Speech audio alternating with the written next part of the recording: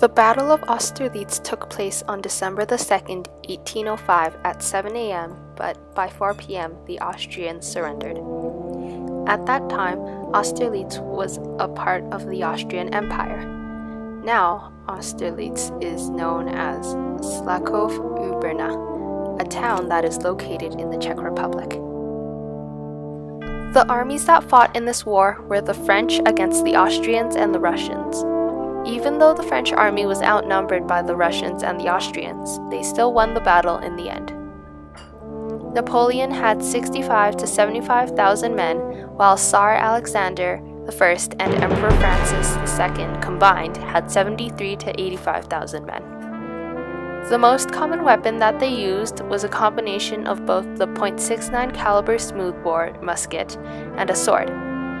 The problem with the musket is that since it was rather inaccurate, as a result of this, many soldiers were hit by accident.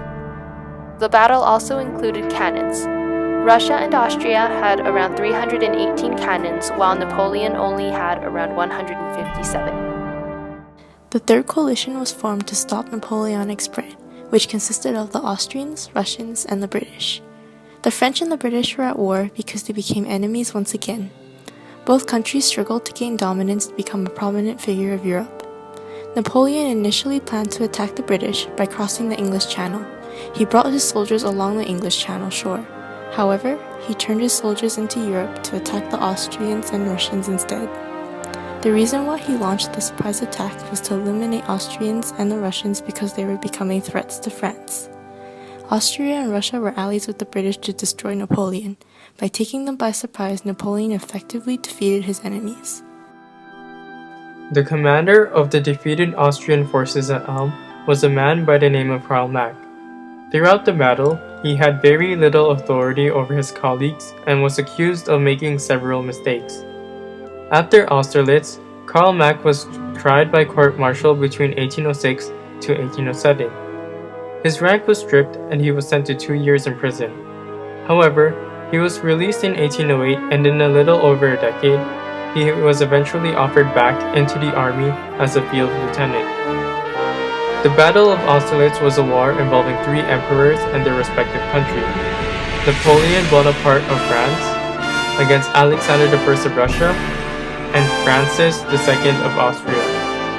Mikhail Kutuzov was assigned as the commander-in-chief of the Russian army. However, it was really Alexander I who made the decisions throughout the battle. Being constantly ignored, Kutuzov only earned the title of commander-in-chief, but not any real commanding power. Kutuzov would later be known for his strategies against Napoleon's invasion of Russia in 1812. One wonders if outcomes would have been different if Alexander listened to Kutuzov.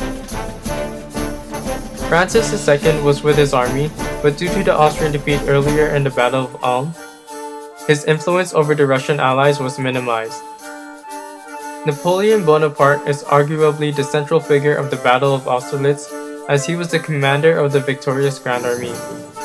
It was his strategies and tactics that made him a European powerhouse. Napoleon was known as a superb military strategist. His leadership and maneuvering before and during the Battle of Austerlitz serves to prove his outstanding ability. Prelude to the Battle of Austerlitz. On September 25, 1805, French troops marched along the Rhine River to handle the Russian and Austrian threats. In response, Austrian General Karl Mack moved the majority of his troops to the fortress of Ulm, in modern-day South Germany. In an ingenious maneuver, Napoleon swung his forces around and attacked the Austrian troops from the rear. On October 20th, Mack was forced to surrender along with his 23,000 troops. Throughout November, the French gained 100,000 muskets and 500 cannons. A key contributing factor to Napoleon's success at the Battle of Austerlitz was the psychological trap he set up for the Allies. Before any of the fighting began, Napoleon gave the impression that his troops were weakened and that he desired peaceful negotiations. His goal was to lure out the Allies to war. Napoleon also took over Austerlitz with a reduced number of French troops to make it seem as if they were outnumbered, while keeping his reinforcements within a close but unnoticeable distance. However, he did not stop at this. November 25th, a French general was sent to the Allies' headquarters to express Napoleon's supposed desire to avoid a battle. The French troops were also ordered to abandon Austerlitz and Pratzen Heights, while giving off an image of confusion and chaos. As a final touch, Napoleon requested a meeting with Alexander I. The Tsar's aide was sent instead, and Napoleon took the opportunity to explicitly express his anxiety and hesitation regarding the war. These signs of weakness greatly encouraged the Russian and Austrian armies. Falling into Napoleon's devious trap, they decided to attack immediately. The Battle of Austerlitz. Napoleon deliberately reduced the density of his troops on the right side of his army with the intention of manipulating the Allies into attacking that side. This would leave their own center exposed and vulnerable. On the morning of December 2nd, merely 45 minutes into the battle, Napoleon ordered his troops to climb the slope to Pratzen Heights. Using the mist as cover, the army was able to scale the hill and take the Allied army by surprise. As the Allies were manipulated into underestimating the French army and thus let their guard down, Napoleon was able to defeat the combined forces of Russia and Austria with his intelligent war tactics. Napoleon's victory led to the Treaty of Pressburg, signed on the 26th of December 1805. This treaty established peace between France and Austria. Thanks to it, Austria lost its Italian and German states and was forced to recognize the electors of Bavaria and Württemberg as kings, as well as give their land to them and the Elector of Baden. Furthermore, the Holy Roman Emperor, Francis II, felt that his position had become untenable and abdicated the throne on August 7, 1806, a move that was largely caused by the Treaty of Pressburg.